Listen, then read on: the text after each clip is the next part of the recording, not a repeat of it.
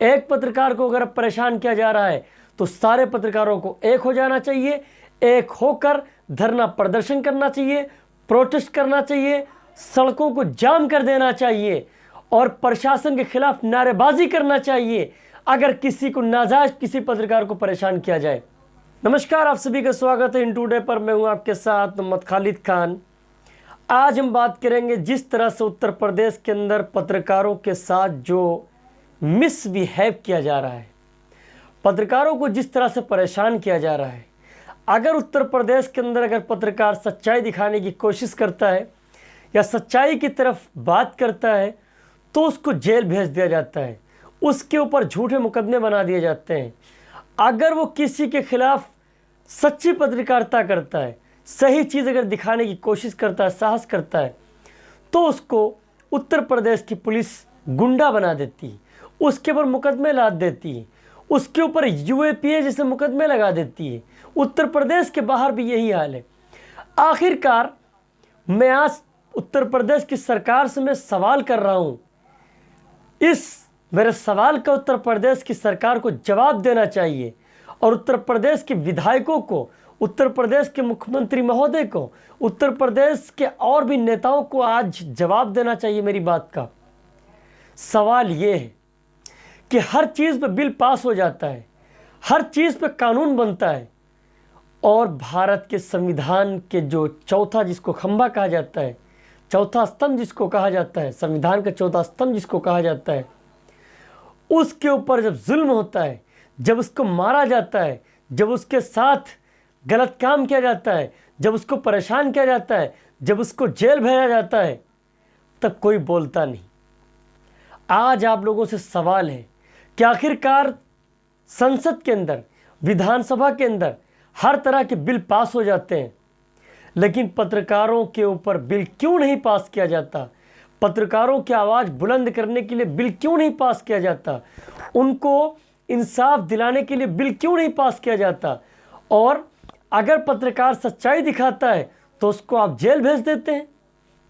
ताज़ा मामला आप बलिया के ले लीजिए, चाहे कुछ घटनाएं बाराबंकी में हुई हैं, आप रुदौली के अंदर घटना ले लीजिए, आप फैज़ाबाद अयोध्या के अंदर घटना ले लीजिए, आप गाज़ियाबाद के अंदर ले लीजिए।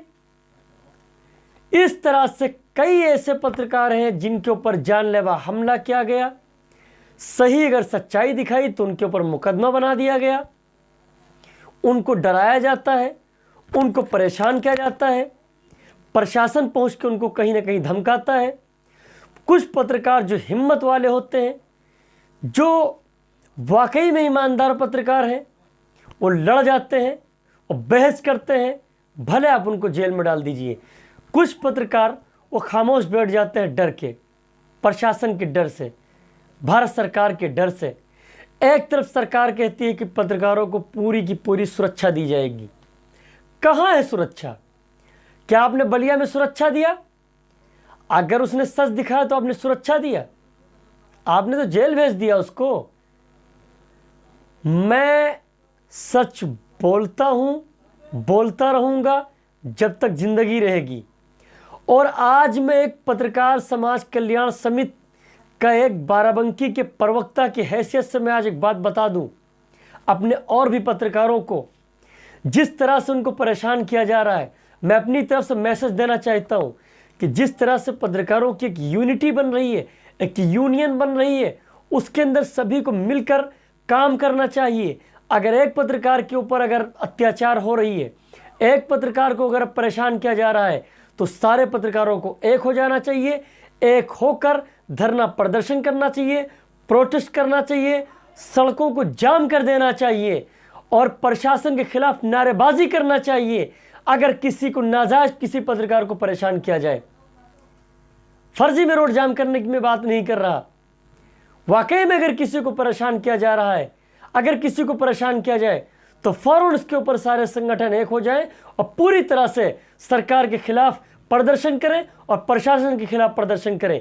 अगर आप प्रदर्शन नहीं करोगे तब एक एक करके आपके ऊपर इसी तरह से अत्याचार होता रहेगा। एक दूसरे की अगर आप मजा लोगे तो आप इसी तरह से परेशान होते रहोगे, आपकी तरफ से कोई बोलने नहीं आएगा। सरकार कोई तनख्वाह नहीं देती है पत्रकारों को। समाज सेवा करते हैं पत्रकार।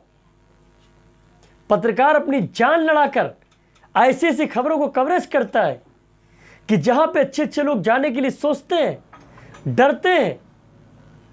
कोविड का मामला हुआ, कोविड का मामला इतना चल रहा था, पत्रकारों ने जान को हथेली के ऊपर रखकर और रिपोर्टिंग की है, समाज की सेवा की है। लेकिन उत्तर प्रदेश के अंदर पत्रकारों का दुर्भाग्य रहा कि सही उनको इंसाफ नहीं मिल पाता। उनके ऊपर अगर कोई अत्याचार होता है तो जल्दी कोई नेता बोलने नहीं आता। क्यों? क्योंकि पत्रकारों के अंदर, हम लोगों के अंदर खुद कमी है। एक के ऊपर अगर कोई बात होती है, एक को अगर परेशान किया जाता है तो दूसरा खड़ा होकर मजाक उड़ाता है, उसको हंसता है। यह होता है कि ये छोटा है, ये बड़ा है। याद रखना, गोदी मीडिया के पत्रकार आपको खत्म कर देंगे, आपको बेच देंगे। कन्नौज के अंदर एबीपी न्यूज के पत्रकार के साथ किस तरह से उसके साथ बर्बरता की गई, किस तरह से उसको बेइज्जत किया गया।